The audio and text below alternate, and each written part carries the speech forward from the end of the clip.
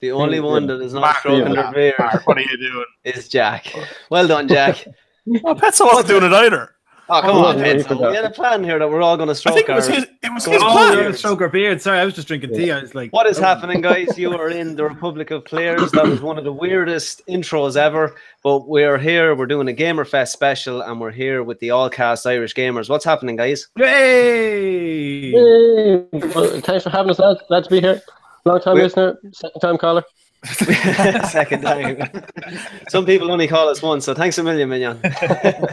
We also have Seamus in the podcast. What's happening, Seamus? It's all touch and go there for 5 minutes, but hello. Glad to have you on as always. And we have the Platinum Jack. What's happening, Jack? All right, that's So, hold on. We've got the training cabinet back. I missed that. oh yeah, give us a look at the you were training missing cabinet, it last Jack. week. Beautiful. So the reason why we're here this week is we're doing a Gamerfest special, and the Allcast are going to talk exactly what's going to be happening, what they're going to be doing at the show, and what's basically to look forward to. So, guys, if you want to take the camera and the mic, let us hear what Gamerfest is all about. Cheers, thanks very much. Well, Gamerfest, what is it about? So, Gamerfest is a really good gaming event. That's the basics of it. But it's a little bit different in the sense that it's not, when you go to like a Dublin one, it's always like these huge big arenas and these, like, you know, I mean, you're expecting like so many companies and stuff to be there. It's quite a small, nice and neat little event that it's just kind of caters for people who live outside of Dublin. And that don't have to travel so far. It's kind of something that Ireland needs as well, because everything's always based in like Dublin, and they don't have it in other places. They've done Limerick, they've done Galway. It's been the second time in Galway, and I know they've got plans next year to make it bigger as well. What the event is all about is you've got your esports, you've got your YouTubers, your cosplayers, your retro sections. There's loads of stalls. They do merch to be loads of merch. You got the main stage, which is what we do. We look after the main stage for the whole weekend. We play loads of games. You guys have seen us on stage loads of times at this stage. We do mini games, and we play party games on stage, and we try and get the other YouTubers that are there to come along as well. No Fortnite, yeah? No, there is Fortnite, unfortunately. For me. Of course there is. Yay! I can't wait. But the YouTubers are there. You got ourselves. You've got Auntie Tinkerbell from Mixer. She's nearly at every event with us. You got Little Marman who does their like videography and stuff like that. You've got a guy called Lad786, which I think I've only talked to once. He's also partnered with Twitch, so that'll be interesting to see how him and Tink get on. And he's kind of fight. He's sort of a FIFA streamer and a Fortnite streamer as well, so he'll be there. There's also a guy called Discreet who is a FIFA YouTuber, and he does a lot of esports with FIFA. So I think he's won something in Europe before. I've met him. I remember, Mignon, you had to commentate over his match. He was in the final. That's right, yeah. So he was in the final for the FIFA tournament in Limerick, yeah, and he was very good at the game. He was telling me about his travels over to other countries and all. I said, like, big prize pots. You're talking like 25 grand he got at the previous one he was at. So it's so if even if we're not winning, it's still big money. If you wanted to get beat again, Ronan, you should definitely talk to him. We're not playing as League 2 teams. And then there's Pain Train Gaming as well. We all know Pain. What's happening, Pain? He's on Mixer as well, so he's going to be there as well. So it's an interesting group of people. The retro section is kind of similar to most of other events, just loads of old games and interesting games that we used to play. I picked up Point Blank 2 the other day, you know, with the G-Con guns and all that. I love it. Yeah. We had a few beers. And we played them. We're going to bring that along ourselves, so we'll have a little section this year as well, so people can join in. We might do a tournament. If you guys are there, we could definitely do a little tournament with it. I was going to say, there's some guests. I was going to start pointing them. You guys are going to be there doing. I presume you are going to be doing your podcast, yeah, live from the event. Maybe. Yeah, we're going to be doing Stop giving away podcast. That's going to be good. It's going to be interesting because there's actually the guys from Bro Seat to Checkpoint, another YouTube page. They're going to come as well, and there's 3 of them on there. So it's like, so there's me and Mignon, those 3. There's like the 8 of you guys. There's going to be a crazy amount of people going this year. A couple of indie developers. I think I was talking to you earlier on about a couple of the guys that were going to be there. Yeah, cool. I've only seen one of the games. I'm going to be honest. I'm going to pull up their Facebook page so I can actually see it. Yeah, it was a spaceship game or something like that, wasn't it? Starlink or something like Starlink, that was the one. Yeah, that The looks one really I was good. thinking of was it's kind of a platform game, really cool art style. Actually, Laser Girl or something, was it? we'll get the name before the end of the show, but a really, really cool game with a nice art style. But I'm looking forward to the show, guys. I can't wait, obviously, to see you and see you do your thing on stage and just hang out, basically. And yeah, we're going to be running the podcast. I think we'll probably do it on the Sunday. I think might be the best day to do it, just when there's a good buzz there for the first opening day. Yeah, and I haven't been to Gamerfest yet, and it's the one, like, I love Galway City. I lived there for 2 years, and I'm really looking forward to going. Sorry to interrupt you. Gamerfest is like, it's real intimate sort of setting, and that's what I like about it, is that it's small, and we get to talk to so many people. Like, so many dads came over to us and said, like, when Mignon was on stage with I'm Scott Jones, all these dads kept coming up to me going, oh, can you get my kid on? Like, we had a queue at one stage like to go on stage, and we'd never had that anywhere else. You know, everyone's coming over and talking to us and having a bit of a laugh. So I like it because it's more intimate. When you go to events in Dublin, they're always really, really big and extravagant, and you can't really sort of interact with people off stage. And Gamerfest allows you to do that kind of thing. Like, how many people came up to us asking us about YouTube questions and stuff like that as well. Yeah, so it's advice for his young lads, because they were YouTubers and stuff. And it's a great atmosphere for people to, actually, soak up the event and not be so kind of, hustled and bustled around. And at bigger events, you always have people complaining about queues and whatnot, and their kid not being able to get up on stage and play. It's never nice to deny people come up on stage, but there's only so many you can get up there in the time. So it is just about kind of spacing it out and trying to get the most excited ones, get them to do stuff, jumping jacks and all that. I remember that when you were down in was it Limerick, down in Limerick, you did at Gamerfest, and the kids went to get up on stage. It was madness. Yeah. Me and Ray were down there for it. But the atmosphere is just brilliant because of that as well. And I don't think I've seen the atmosphere that's at Gamerfest that is at some of the bigger events, because the bigger events, I think you nearly feel intimidated to come up to us on stage, that way. And at these events, you don't. Everyone just lose their minds. They're just running to get on stage. But we have a new segment as well. We were trying to have him told Mignon. Yeah, I've been writing some ideas down for a stage. So maybe you guys could even give us some feedback on it. So I was thinking of a try not to laugh. But you know that the school playground slagging matches. Yes. Obviously, we would get like one of you guys to go up against Tinkerbell, and whoever laughs first loses, that way. Or maybe even get someone from the crowd to come up and see if they can make you lads laugh with it. Well, my young lad absolutely loves watching that kind of stuff on YouTube. He'll call me in and say, look, can we do the not laugh challenge? And he loves it. So I'm sure a lot of kids are going to be into the same as Nate.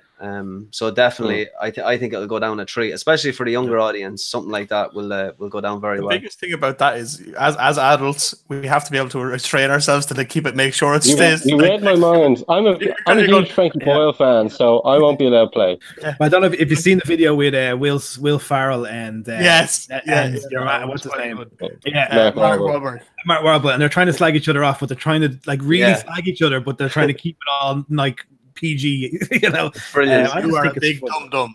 Yeah, and I just think it'd be funny to try it out and see how it goes. I know like Pain Train will be up for it. I know Tink will be up for it. I know you guys will be up for it. Definitely. Could be a bit of crack as well. Like, it only take 10-15 minutes. 100%.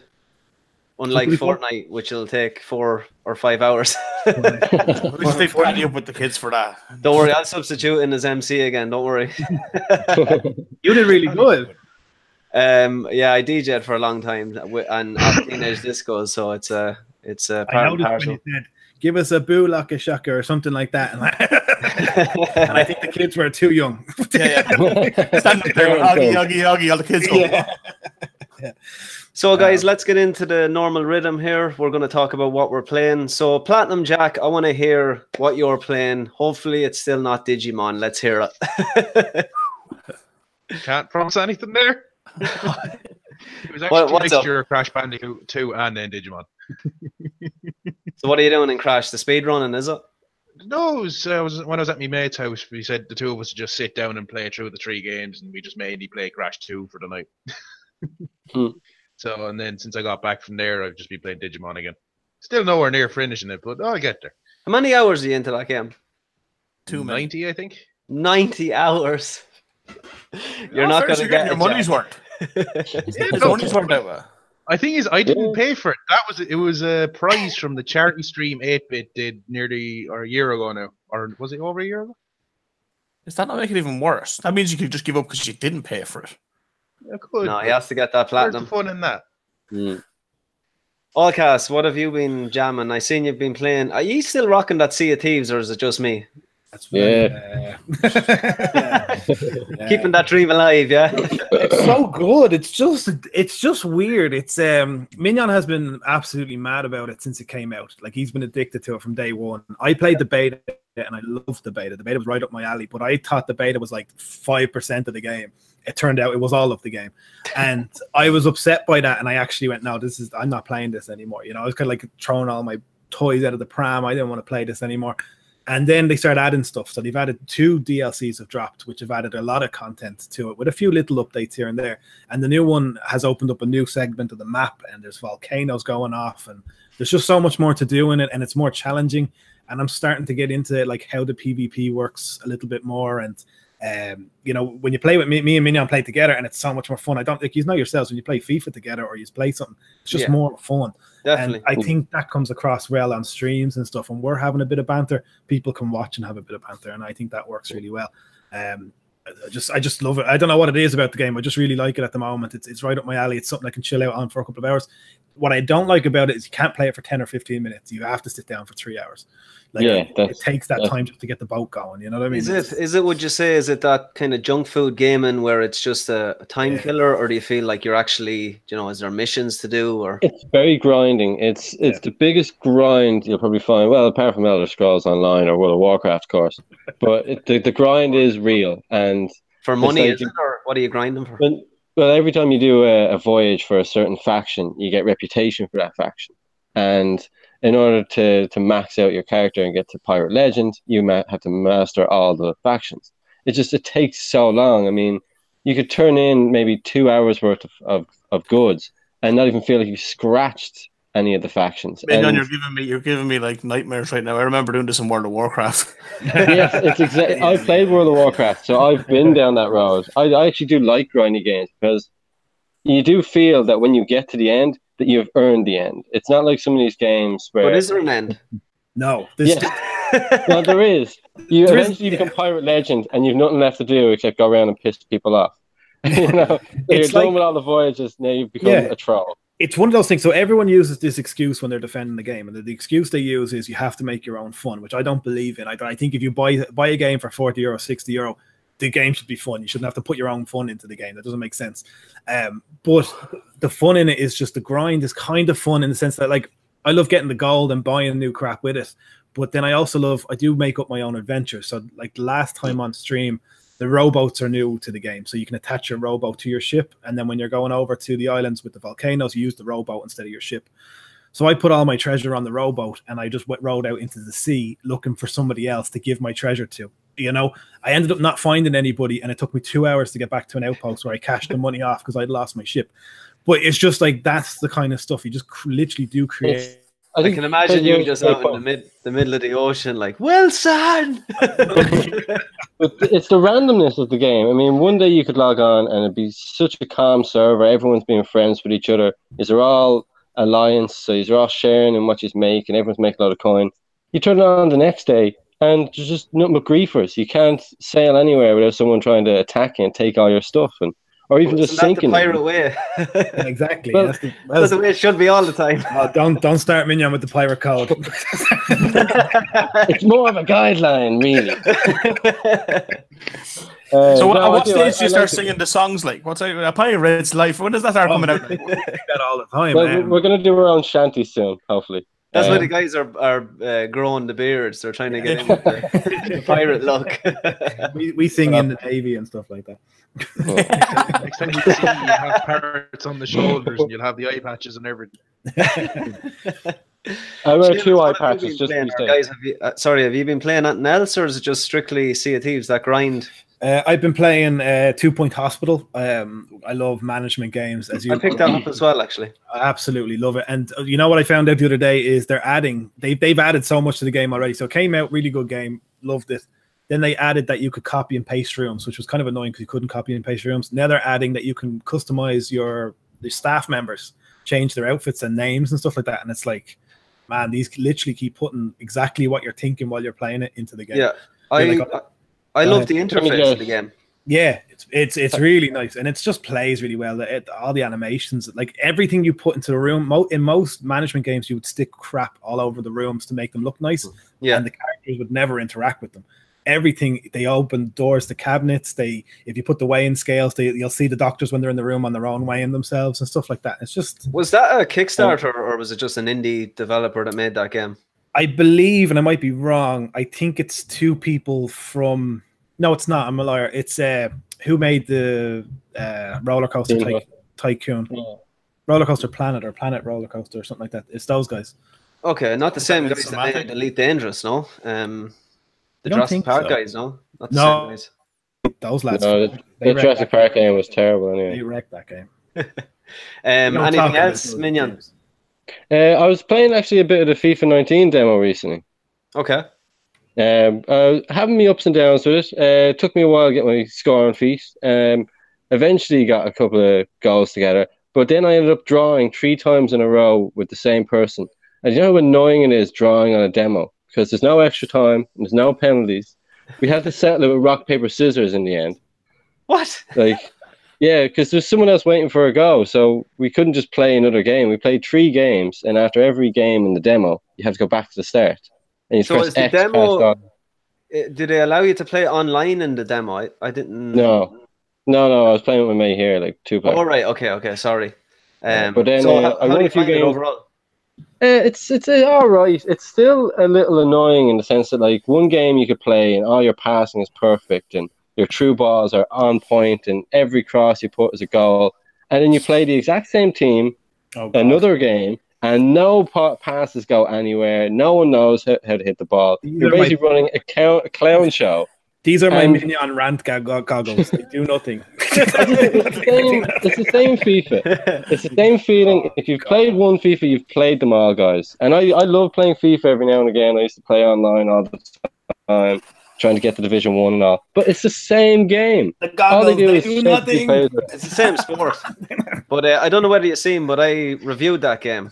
We got a review code off EA, and I reviewed it, and I thought it is phenomenal. Me and Seamus probably going to be one of the games that we talk about because we've been playing it flat out since it came out. What makes it better than the last one? What is the typical point that makes it better than the last one? I just think the actual game of football plays a lot differently to say last year. I thought last year it's very just attack. It's very quick passing. The passing is, laser accuracy, where this year it feels more like an organic game of football. There's moments where you're defending, you have to kind of be patient. And then there's moments where you do make a break. The passing is totally different than last year. I do get you. There is a sense that sometimes the passes don't go where you want them to go. But that's even you're pressing the same thing. And that's like where Pro kind of always advanced over FIFA was that feeling of if I press it there, it's going to go there. But I like the fact that there is a small sense of randomness about this year's passing. Also, shooting has been modified in a way that it just adds a little bit more depth. I was the exact same as you guys. I played the demo and I was like, this is very similar to last year. It's only when I got the review code and I was playing it like literally flat out that I realized you realize these micro changes that do make up the big picture. And I loved it. If you've seen the review, it's live on the site now. I've loved it since it came out. Seamus and me, Seamus had a great idea that we started a pro clubs team, and there's 10 of us, Seamus, that are basically playing every 2 nights. And shout out to those guys. Trop United were doing unbelievable. We're after getting 2 titles. I mean, it totally changes that game. And maybe we are a bit biased because we're playing that mode. But when you have your one position that you're looking after, and you have 10 other guys that are basically, you have to rely on them. And everything 10 strikers. ticks. But that's the thing. We don't have 10 strikers. We have a guy That's what it feels like from my perspective. But it really is awesome. I'm sure Seamus wants to jump in. Tell me about the Champions League. Now, in all the other FIFAs, it was called the Champions Cup because obviously they didn't have the rights to it. Because Pro Evolution had the rights. Yeah. So what has really changed in the sense that it's now called the Champions League? Is that even a selling point at this stage? I think it's actually a huge selling point because a lot of my friends they'll get the game and they'll play career mode. And the whole way through career, you have an official Premier League, you have the official FA Cup. Everything feels like it should on TV. And then all of a sudden you get into the Champions League, which is the biggest stage in the football world. And it's a fake cup, and it breaks you out of the immersion. But now what happens is when you get to the Champions League, you play a game, you have the team music that comes on at the start, you have the guys waving the Champions League flag in the middle of the pitch, you have the scoreboards are done the exact same way the Champions League is. So it does add a huge... But they've had that the last 3 years. Am I wrong? No, they haven't. No. They literally got the license for it. Pro Evolution. That's the one thing the Pro Evolution had for it was they had the European license for the last 10 years, and they lost it last year, and straight away EA bought it up, and now they basically have just about every league known to man official in the game. But look, it's not for everyone. I do understand that, but we were on yesterday. Seamus, it's a funny story actually. We were playing yesterday and we had all our positions covered except the goalkeeper, and we were streaming on Twitch, and I went for a break, we went for a cup of coffee, and Seamus texted me and he was like, you need to accept that guy's follow and basically get him in on our game. And I was like, what is he talking about? Looking at my phone, I didn't understand. The next minute I clicked into a guy called autocorrect69, and he's a Twitch partner. And the guy came on, played a couple of games with us, had a chat. The guy's from California. He's got 8,000 followers on Twitch. And nice. It was just like a really cool random moment. And, great for us as well as Twitch streamers to get our name out there as well. He actually streamed playing with us on his channel. Sure. So, yeah, it was a really cool moment. My thing with FIFA is I don't really play sports games anymore. I gave up on them years and years ago. But FIFA for me, I was in my game development course at the time when I stopped playing FIFA. It was because the last 3 FIFAs in a row were using the same animations. And I know you're saying like, oh, the shooting is better and the passing is better and stuff like that, but they must be minimal. Like they must take all the developers must sit down and they all just press one button each, and that's done. The passing is different, the kicking is different. It's the animations that need to be changed. Like the celebrations are the same every year, and it should be like a DLC every year rather than a full €60 game, because they really don't add that much to it. That's my only thing. Yeah, no, that's totally fair. The problem that I see with changing too much is you have to understand that this is a massive esport game, and if you make too many changes, there's an uproar there that's bigger than now, where people are saying, it's the same game every year, year in, year out. But the guys that are playing it every day, they know the game inside out.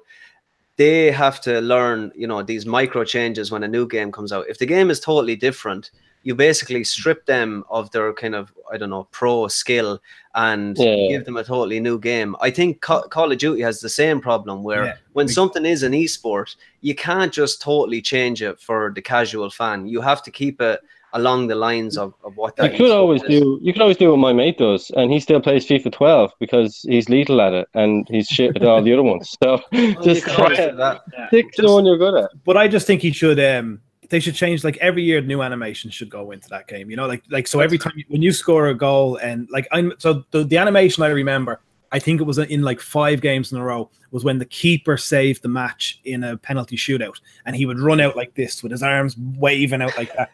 And like 5 games in a row had that animation because I used to slag it off. I used to take the piss out of it. And then I think I just went, why haven't they changed that? If a keeper does a good save or a defender does a good slide tackle, like the keeper will go over and shake his hand, and there's a bit more interaction. I did notice all those kind of things, and that is a plus. But I still find that in terms of competitiveness, it is the one game that would make you end a friendship. It's like you rob someone in the last minute of the 90th There's something to be said for that, if you ask me. You lose friends because of FIFA. When you have to wear a Liverpool jersey live on a stream, I know all about it, Minion. I know all about it. Okay. Just before I give it a Seamus to hear what he's talking about. The only other thing that I want to say is I actually picked up the Game Pass today. Is that what it's called? On my PC, and it's the simple fact that I work in the car industry, and all the guys in work are saying pick up Forza Horizon. It's unbelievable. Like, just as a kind of a selling point for graphics, you need to check it out. So I've been playing a little bit of that. Yes, it's absolutely gorgeous. It's ridiculous looking. But that's why I mentioned Sea of Thieves, is I see it there on the on the download window, ready to go for free, and I'll end up picking it up and maybe jumping on with you guys, and you can show me the ropes. We'll do it. We'll show you the ropes, and then we'll go PvP some people, and you see how hard it is. Awesome. Yeah, let's do that. Seamus, have you been playing at FIFA, or do you want to jump in on the FIFA rant?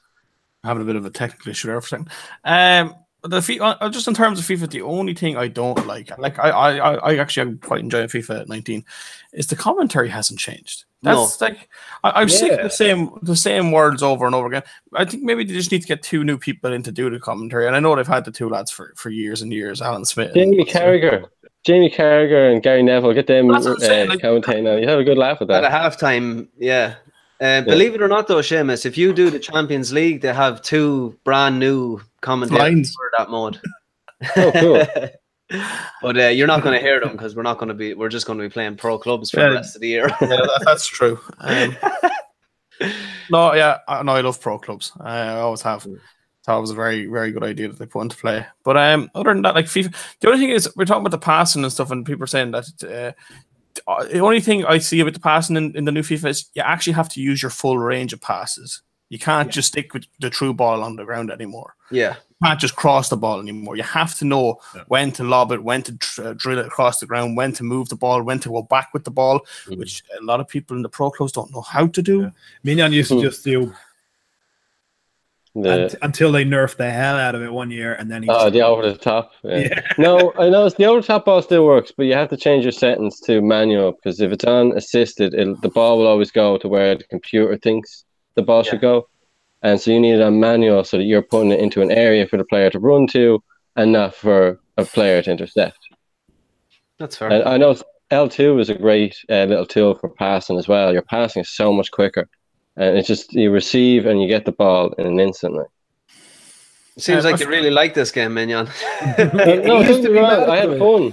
I had fun playing the FIFA 19 demo, but that was my exact point. Is it was fun for a time, but is that the whole grasp of the game? Because it didn't feel like anything new to me. So you may pick it up and join the pro clubs team then. That's all I have to say on that. 100%. I say one thing before we leave. Bring back FIFA Street. That's all I'm saying. Great game. I love FIFA Street. People love that game. It was amazing. It was fun. It was fun when it lasted. Yeah. Other than that, what have I been playing? We're still on what we're playing. We're just going to feel like it's gone forever. The only other game I actually picked up was Fire Pro Wrestling World, and that's just because it's the closest thing to No Mercy on the N64 that you can get nowadays. So if anyone who played the WWF No Mercy on the N64 and loved that, like the graphics are nothing like it, but the way the game actually plays and works, like the feel of it is the exact same. But other than, I felt like I needed a bit of an old nostalgia trip with the old wrestling games. But other than that, I've just been stuck into FIFA. Yep, me and you both. Friday night cup match. Until Red Dead comes out, anyway. Oh yeah. Yes, the new trailer is ridiculous. We'll talk a little bit about that in a while, but we're going to go into news because we're half an hour in and we're just after what we're playing, but we wanted to talk a good stretch about Gamerfest. Now, the first one is, it's just a kind of, it's nearly obvious at this stage, but I wanted to compare it to Fortnite, which last month I think had 72 million active users. Well, Minecraft exceeds 90 million monthly users. So if you didn't think Minecraft was as big as it is, it's still absolutely crazy, the amount of numbers and the amount of people playing that game. I know my son went off it for a long time, didn't play it, but he's right back playing it again. He hasn't touched Fortnite that much in the last maybe month, and he's back playing Minecraft. So what is it, guys, about Minecraft that just keeps people coming back to that thing. It's how creative you can be in it, and especially for kids, because kids don't have a lot of outlets, I don't think anyway, to express themselves. And I think Minecraft lets them express themselves. I don't know if you, as you said, Ron, your kid's playing it. You probably see him build these masterpieces. You know, it's the same. When I grew up, I had Lego. You know, and me and Minion used to play with my Lego, and we would build crazy crap. You know, just all the time. And I think that's what's great about Minecraft as well, is that. But you were limited by your Lego by the amount of pieces you had. Yeah, exactly. No, there's no limitations in Minecraft. You can just build. I think it's just being able to be creative, and I love the diversity of it. The fact that like me personally, when I play Minecraft, I put it on hardcore survival and just try and survive. And that to me, like, it's a really, really good survival game, as well as has the creative aspect. And I think that's why people keep coming back, is just the diversity of it. You can be anyone, adult, kid, and love it for different reasons. Yeah. Jack, have you played Minecraft? Have you got the platinum? I used to play quite a lot of it, actually. No, I never played it on the PlayStation, but I used to play quite a lot of it on my laptop. And really what got me into it was, as was said, the creativity that you can do in it. But it's also kind of simple in what way you can do it. You've got your creative mode, and that gives you unlimited resources, so you can do anything you want in that. Obviously, you're going to have the more hardcore going for survival mode, and then the hardcore survival mode that only allows you one life. Nice. But most people are just going to go for creative and just have the unlimited resources and just build whatever they want.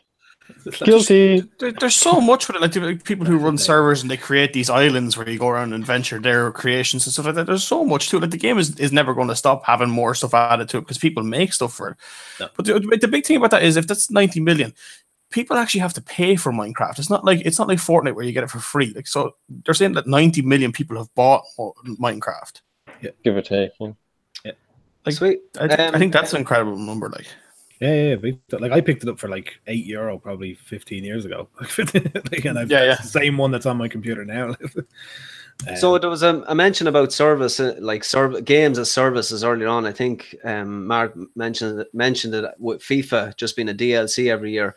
But Google and Ubisoft are basically joining forces to bring Project Stream, is what it's called, and they're going to be basically beta testing this streaming service with the new Assassin's Creed. Guys, do you think this is the future? I know Paddy has talked before about this being the future of gaming, this kind of streaming service. I told you guys earlier on that I bought Game Pass for, what is it, a tenner a month, and I get all these cool games like every month. What do you think it is going forward? Well, like I know, like GameStop in America now are going through a bit of a struggle at the moment, and it's going to be down to these streaming things are going to absolutely destroy shops. Like how can you compete with that? Like, it's like same like with Red Dead Redemption. I've pre-ordered that, ready to download my 105 gig. You know what I mean? So I won't be going to any shop for that. And if I could have streamed that, or like on Game Pass or something like that, I would have done it that way. You know what I mean? It's a cheaper alternative. Play something for a week and then get rid of it. I think Paddy. Well, I was going to say, another thing as well is, like, you know, HMV, Golden Disc, all these guys, they didn't get with the times. They didn't get online quick enough, and they were destroyed by an online streaming service in the form of Netflix. So now, obviously, people are looking at it and going, with the amount of people watching other people play computer games, there's money to be made there. It's a large amount of money. I kind of have to disagree. I think it's coming too soon. I think it's kind of like when the GameCube came out and it was a little bit ahead of its time with the internet and playing online and stuff. It was just a bit. I think this is a bit ahead of its time at the moment because the actual internet infrastructures around the world aren't as good as people think they are. Yeah. For a streaming service to be out there constantly, like you've got, like I live in rural Ireland. Jack lives down the bottom of the country and he doesn't have great internet. I actually have to use a hotspot that's actually in the window over there. Like, I got better 4G than I have landline internet. Like these. But would you argue that even it's not even time for digital? If you have like this crappy internet, is it a little bit too far ahead of time for getting this kind of digital age? I like the way I see it is, yes, it's coming very, very quick. I didn't think it was going to be this fast. Like for Assassin's Creed, like that game's out very soon. And I think the way this is going to work is you can literally play it off Google. Just log into any computer and stream it on to Google, like straight to your PC. I don't actually know what this means. Like, does this kind of... If people don't remember, Napster came out before Spotify. And like when Napster came out, they had the thing where you had to get it for free and then they got sued and stuff. But then they actually made a streaming service on Napster. And that didn't work because it came out too soon. Like Spotify came out at the right time, and now they have the lead in that market. Like Google are going to come out too soon with this, and someone else is going to come out with the exact same thing a year and a half later when people have the right infrastructure, and it's going to eat it up. But is it not better that they're on the forefront, they're out and ahead, like before any of these companies go, actually, you know what, this is a great idea. They can actually bring it into the fray now and then update it to a point where it is perfect. And then, then it's catch up for the rest of them. Well, not really. I mean, Battle Royale games, PUBG was massive. Everyone lost their shit over, and they were one of the first to come out with it. Then Fortnite comes out with it, but for free, and puts it in the ground. But none of those are Google.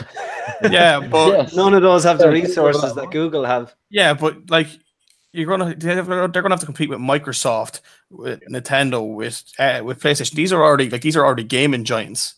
Like don't try to come into a market you actually know nothing in. But I do see your point. Yeah, because the first person. I think they're doing actually a really good job here, coinciding with a game that's but it's Ubisoft, But it's Ubisoft, one of the biggest companies in the world, whether you like them or not. Yeah, but Ubisoft always release something that isn't finished. And then a couple of years later, it's lovely. In a couple of their games, on their online games, yes, but the game that they're going to beta test this is Assassin's Creed Odyssey, which is a single-player offline game. I called that one. You're saying Google's the first one, but PlayStation now has been around for how long now? And that's a streaming service for games specifically for the PlayStation. Which works very, very well. Yeah, but my point is PlayStation what? I have to ask, what's the difference between what Microsoft is doing with Game Pass and this streaming service? Is Microsoft not already kind of doing what they're trying to do? Yeah, really. But I think Game Pass is, you download the games, don't you? It's literally like buying the game digitally and you download it to your system. I don't think it's actually a streaming service. I think it's a service, but streaming doesn't really come into Game Pass. It'll be all cloud-based or something, will it? See, I think that's why onto the computer. That's why I think PlayStation went the right way with PlayStation Now, where they just said you can play all the old games, you can play games from the PS3 era and all that. So you can get that nostalgia thing, but you don't have to download the game. I think that was the right way to go. Instead of putting new games out on hardware that hasn't been tested and stuff like that in an environment it shouldn't be used to. And I think they're looking for a big loss here now, I think. I don't know. Well, apparently PlayStation Now, you can download PlayStation 2 games and play them offline, so you don't even need to be online to continue to play it. That's only recently released. I won't be playing Assassin's Creed anyway, so I don't. I'm completely unsold by this. Unless Black Flag was brilliant. Origins was phenomenal. The American one was good. 3. 2 was great. 2 was so fantastic. We've all got a different opinion. Everyone's going for their own one. I like Origins. Everyone says the last one was amazing. The last one was Black Flag. Shout out to Jack there. Black Flag was very good. Minions also in the best way possible. If anything with pirates in it, and Minions all over it, and it's set in a heartbeat anyway, so it doesn't have to. Black Flag could have been the worst game, and everyone could say it's the worst game. Minion would still say it's the best game, just because there's fucking bloody pirates in it. Anyway, so the next news story. This is a massive one for fans of the series. But an open world Harry Potter game footage leaks online, and it says here looks darn amazing. Anyone here a Harry Potter fan? Jack, maybe? A bit of a one, all right. I love the books. Well, if you love the books, doesn't matter that make you a Harry Potter fan. But no, I was just about to say the ideas of a Harry Potter open world RPG are massive. People have been crying for it for years. Like the funny thing is though, the original Game Boy games of Harry Potter were actually RPGs. Harry Potter and Philosopher's Stone and Sword were actually RPGs. But they weren't open world. You had to kind of go to specific points. You didn't have the whole explore these places. You couldn't explore Hogwarts to its full degree and everything. Whereas this could be massive for Harry Potter. But what's there to explore except for Hogwarts? What are they going to let you? I believe they're opening up a couple of different villages around Hogwarts that were shown in the films and explained in the books. So I'm assuming you have to do Azkaban and stuff like that as well. Like, but it's set before the Harry Potter books, from what I've heard. It's a prequel kind of thing. Okay. So you make up your character and you you actually go through. And then you're a wizard. I'm a wizard, Harry. Has it got cowboys in it? And is it made by Rockstar? Yeah. If not, then I'm out. No, but it It could be made by Rocksteady, is one of the rumored developers to be on this. So I don't like personally think it's Rocksteady. I think it's Avalanche, just going by the look of the gameplay and stuff. But Rocksteady have been quiet for a long time, but I'm hoping that they just come out with another superhero game. I think with the release of Spider-Man, how well it did, I hope Marvel just are intelligent enough, or DC, to just say, look guys, we need to do another awesome superhero game. There was rumors they were working on a Superman game in the same style as the Batman game. Yeah, I heard that as well. So, I don't know. That'd be interesting. The only problem with doing a Superman game is he is super, and how do you control that power? He loses all his powers, but that's not really Superman. That's it. Just man. So normal guy. He can fly for 30 seconds and then has to land. He puts his trousers on one leg at a time. But I don't know how they'd manage that. Like how you would, like if you like that game Prototype. That's probably 10 years old now. I love that game. If you had started that game with all the powers that you ended up with at the end of the game, it just would not have been as fun. It was, and same as Spider-Man. You started I played the first hour. I've seen the whole game, but I played the first hour. You start off like with hardly anything, and by the end of it, you are Super Spider-Man.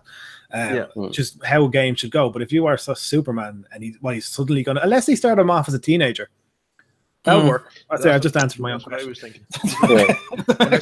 Based it around Smallville. Yeah. Yeah, start him off in Smallville. Yeah, there you go. Look, I've already wrote the script for you and everything there. Look, copyright. Yeah. I'm just waiting for Team Wolf the game. Yeah. So a bit of news dropped as well. Weedcraft Inc. is the simulation game you've always wanted. We got a bit of a laugh out of this because we all played Grand Theft Auto 5 back in the day, and yeah, having a weed plant was one of the things you do to get loads of money. But this thing looks pretty detailed. The trailer is actually super fun. You got Joe Rogan, saying what he thinks about weed, but I don't know. I think it's hilarious. The developers are somebody I know as well. Any is here anything about this game? Vile Monarch, the creator of Oster, the Simulator. Is it like a mobile game? No, it's actually. I think it's coming to PC. Yeah, PC via Steam. Check it out. It's that's basically it. Chill with a bud is the catchphrase on the front of the case. I think Petzo's gone. There's a lovely little picture. Petzo, it's a management game, so you might like it. Yeah, I'm looking at that. You got to water your plants, and obviously put enough the right light on them and stuff like that. You got to sell it, distribution. Yeah. The art style looks a bit mobile-y, I would say. It does. It looks very mobile. But it's something new and different, I suppose.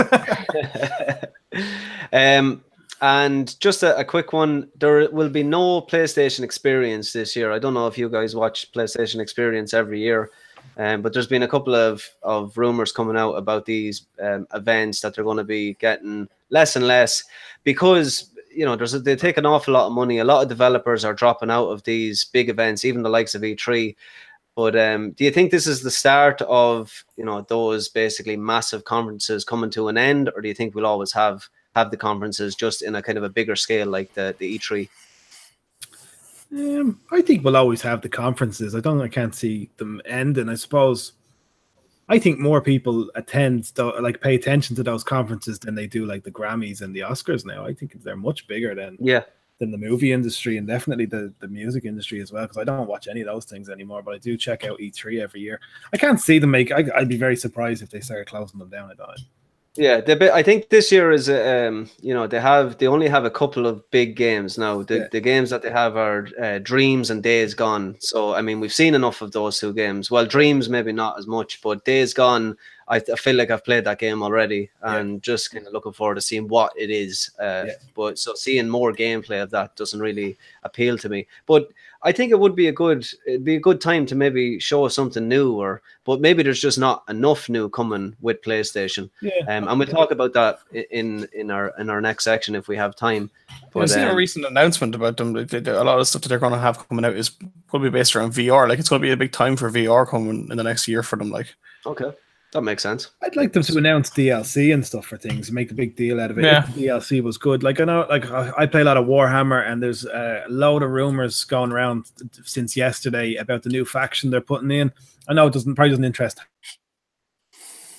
But for me, I've been like reading forums and everything, wanting to find out more information about it. Apparently, it's the Pirates. If anybody does care, it's like I wish that maybe some DLC is interesting for some games, you know, and it'd be nice to kind of maybe make a big deal out of, oh look, we've got 4 extra hours of gameplay in this game if you want, and here's a trailer for it. Yeah, but you shouldn't. At the same time, you don't want to have to like them announce something like that and then it'll be like absolutely terrible. Like, oh, here's an extra 4 hours of gameplay, but you have to pay like 20 quid for it. Yeah, that's true as well, I suppose. But yeah, I don't know. So sometimes DLC can be good, but I don't know. That's the only extra thing I can think what they would announce. I know the new Mortal Kombat's meant to be announced this year as well, so that could be a big announcement. While we're on the subject, talking a little bit about PlayStation and Xbox, we're going to do our topic of the week very, very quickly. And it's basically, we said it at the start, it's going to be PlayStation versus Xbox. Now, a lot of people in the chat are going, not this chat again, but we're not here to slag off a console. We're basically going to pick apart why PlayStation are just hitting it this year and Xbox really aren't after such a great showing at E3. So, Petso, it was kind of your topic of the week. So if you wanna jump in. Oh, thanks. Minyan's just been cut off. He said he'd be back in a second. Just if anyone's worried about where he is, he didn't die or anything like that. He's in the Twilight Zone. Yeah, just I'm a Microsoft head. I've always had Xbox for the last good while. I used to be PlayStation with PlayStation 2 and 3, and I felt like last year Xbox and Microsoft were absolutely destroying it in all the E3 and everything else like that. And everyone was kind of like, they had the Game Pass coming out and they had so much going on, and it was just really interesting to see where they were going. And then this year they just dropped the ball completely. I felt that where all these really cool games, Spider-Man, Days Gone, that's coming out next year. They've got a war this year as well, and then they've got like just so much going on for PlayStation, and I just feel like it's the first time I've ever felt like I have the wrong console in my house, you know, that way. And I'm just like, oh, so what's happened with Microsoft? And I just feel like Microsoft really dropped the ball. I hope that they pick it up, or I'm waiting for some sort of huge announcement to go, this is why we were so busy sorting this out, that's why we didn't announce anything, you know. I think that is going to come though, just with the announcement of the new studios that Microsoft have got, Ninja Theory being one of them, actually the one that I'm really interested in. But I think we talked about Sea of Thieves earlier on, and I think they thought that was going to be bigger than maybe it was or something. I remember them pushing that an awful lot, but they do have their games that do sell well, and that's the likes of Forza Horizon. I know Halo is coming out, or Gears of War. Like, we do have them big, massive exclusives, but the thing that PlayStation, I think, is bringing is these new exclusives, stuff that people haven't seen before. And, you know, people, the likes of Spider-Man, like I said it before it was released, I think that game is going to be the best, you know, selling exclusive, definitely on PlayStation anyway. In a way, I kind of feel sorry for Microsoft now, because they've done this thing where they've merged their Xbox and the PC together now, and everything that they want to do on one has to be good on the other as well. So they've put themselves under a lot more pressure to get everything out, but it's to 2 platforms at the same time now.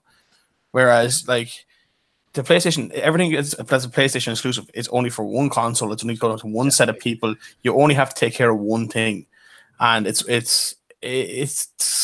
you don't have to think about, oh, does this going to work? Does this translate to a keyboard and mouse? Does this work on a PC? Will this sell as well over there as it will over here? Jack, do you want to jump in? Honestly, I'd say I'm the only person here with both consoles. So it's, again, you've already said each one has their exclusives. Like back when the Xbox 360, like Microsoft blew it out of the water with some of their JRPGs and the like PS3, but these days it's all going the PlayStation 4 way. Yeah, they've still got Halo, they've still got Gears, and they've got Sea of Thieves, which does look very good. But all Microsoft have to do is release a new Halo, or not Halo, Fable. Yeah, that's all they have to do, and they'll be mad. And that just everyone will be like, "Oh my god, it's all over! Microsoft win again." Yeah, true. That's the power they have with that series. But instead, we have Crackdown to look forward to. Yay! And another Forza. And it is one of those. I can tell you that now. It is another one of those games. I don't know. I just feel like you just want Spider-Man. I just want Spider-Man. You know, it's not much that. I'm a big fan of Arkham City, and I know Spider-Man didn't. This argument where Spider-Man copied Arkham is null and void because the old Spider-Man games had that one button reversal before Arkham. But I'm a big Batman fan and Arkham fan, and when I seen Spider-Man, I was like, that just reminded me of the Arkham Knight, the big open city and stuff like that. And I was like, oh, I have to get on this. And it's like PlayStation exclusive, and I was like, you bastards. I'm going to throw it out there as well. After finishing Spider-Man and loving the Batman series, I still think the Batman Arkham series blows Spider-Man out of the water. Now, it does have a trilogy, but it just feels like there's just more character in the city. The open world is a lot more fleshed out. But again, there's 3 games. The first one was very corridor-like in Asylum, which I loved. But I think overall, Batman kind of does it for me more than that first Batman game could have been a film. You know, it could have. Yeah, it's absolutely amazing. And it didn't have to have 10 characters in it. It literally just had Harley, Joker, Batman going one-on-one with the odd few just popping in just for their boss. I just think having the voice actors as well that played the animation, everything just worked just perfectly. And I'm really looking forward to it. We talked about Rocksteady already. I'm really looking forward to what those guys do next. But look, we're kind of running. Mignon is back. What's happening? My charger gave up. Sorry, lads. Mignon, PlayStation. Quickly give us your opinion on PlayStation and Microsoft. PlayStation's better. Whoa! Welcome to the club. So we're going to bring in Una Ming for community section. Sorry, Mignon. Just we're running out of time here. So if Una is in the, there you are. What's happening? Hello. I was just work every single time. Just doing my stretches in the background. She's heard FIFA and fell asleep there for a while. I did. I was just like, really? Okay. How's it going, everyone? Good chats. Yeah. On the whole football thing, I was asking them about other football-related games in the chat, and I was just saying that did they prefer FIFA or Pro Evo or Football Manager? I know they're quite different games in respect. Yeah. People preferred Football Manager actually because Ray was saying that was Ray. Yeah, Football it was Manager's Ray. not a game. It was Ray though. Well, it's arguably a management sim. It's like a PowerPoint presentation game. But that's like saying the hospital game you're playing is not a game. You're Exactly. in a hospital. I am managing a hospital. I'm building things. You are managing a I'm managing a team. No, you're managing words on a screen. I'm managing actual people. But you get to see the game play out in real time. Best football game ever. Sensible soccer. Yeah, no, there you go. Football. Great game. This is football. Jumpers for goalposts starting off in school. Absolutely amazing. Old school. David Ayres said that FIFA Street over every other football game in his opinion. Nice. There you go, Jack. FIFA Street. Shout out to David Ayres. He's a regular viewer of my stream. Shout out to you, buddy. David Ayres. And then, yes, in relation to streaming games like through Google Chrome and Project Stream, I agree, Fano. Broadband is a huge issue for places like rural Ireland. It's impossible for me to even play and stream when I'm down in Kerry at home during Christmas. And even Dave, who's down in Limerick, says that my ma is holding the aerial out the window so he can watch the stream right now. Nice. That's how intense it is. There you go. Just bang it twice and it usually works. David Ayres also has a comment on the Harry Potter thing because he's obviously a fan. He said, I'm so excited for this Harry Potter RPG that I'm going to fart fire. So Nice. you can tell he's a fan. Is that his magic trick? Yeah. Is he coming to Gamerfest? Do we get to see this? Oh, I'd like to see that. Oh, that actually brings me nicely onto my Gamerfest little bit at the end. You're welcome. Some extra Gamerfest fits. Thank you, Pato. Gamerfest bits at the end. So other games that included that was briefly mentioned, Starlink, of course, which I believe we're going to play. So that's the newest one from Ubisoft that is going, obviously utilizes the offline mechanics. And also we have, for the indies, we have Laser Grill, which was also briefly mentioned. Mr. Grayscale, who's at everything, but he's going to be here. Altero. I think Altero was the one you were thinking about. Altero is the one that I was talking about. Beautiful art style, very like it was like it was almost like Oni or Ori. Yeah, Ori and the Blind Forest, very similar. Yeah. Oh, yes. Yeah. So that's Brain Teaser Puzzler Typer. And then also the other game, which I'm really interested about, is called Cerebros, which is like Halo, but has the pace of Quake. So it's kind of that going. Those other games are going to be at Gamerfest. There you go. Awesome. Cool. And that's our community section done. That's amazing. We do, Fano, it's usually your section, but Jack actually had this one prepared. We've got a couple of minutes left. So this day in gaming, Jack is going to shout out. And we'll 18 see. years ago, one of my favorite PS1 games came out, and that was Muppet Race Mania, if anybody ever else remembers that. Jesus. Oh, Jack! I used to love that game. I played the hell out of that game. I'd love to hear your top 10 games of all time, Jack.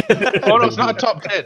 It's not a top 10. No. But I used to play the hell out of it. 13 years ago, Pokemon XD Gale of Darkness came out for the GameCube. That is uber expensive now. Ridiculously so. I want a copy, but I don't know if I can fork out that much at this moment. How much? What sort of money are we talking about here? It's like 120 quid. If you could get like a decent copy, it's like 120 quid. Yeah. Whoa. It's ridiculous money for it.